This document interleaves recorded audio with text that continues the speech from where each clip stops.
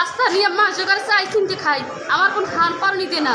আমি গরু কোলায় রাইখে আসি, রাইখার পর গরু বেল্লাল লইয়ে গেছে, লই যাওয়ার পর আমি আমার খবর পাইছি যে আমার গরু নিয়েছে কেডা বেল্লাল। আমি যাওয়ার পর কি গরু আনছো কা, টাকা পামু 20,000, টাকা দাও 20,000। কিসের টাকা? টাকা পামু 20,000। টাকা চাও নিতে আমার গালি গেলাস করছে, খুব মন্দ গালি গেলাস করছে। তার কাছে গালি দিও না, গরু আনছো কা, গরু ছাড়িয়ে দাও। সে গরু ছাড়ব না, টাকা না দাও কিন্তু। তারপর কাকুর ওই কালাম চেয়ারম্যানের গেছি, তার ফোন দিছি, তারপর হে বলছে গরু দিয়ে দাও।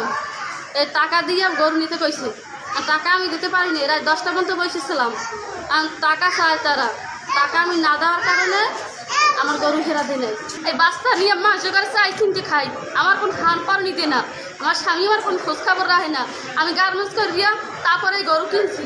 গরু কিনা চমন তালুকদার ঘরে, ফের আমার কাছ থেকে গরু কিনছি আমি। গরু কয়দিন নিছে, কয়দিন হইল? গরু নিছে কালকে সকালবেলা 7টা 7:30টার দিক দিয়ে। আমি চাই আমার বাচ্চার মা ফেরত পাক।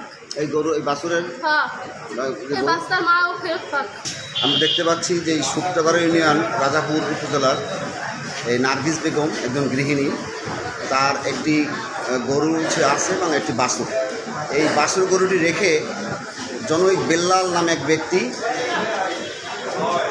গরুটি নিয়ে গেছে। চাঁদা না দিলে তাকে নাকি এই গরু ফেরত দিবে না।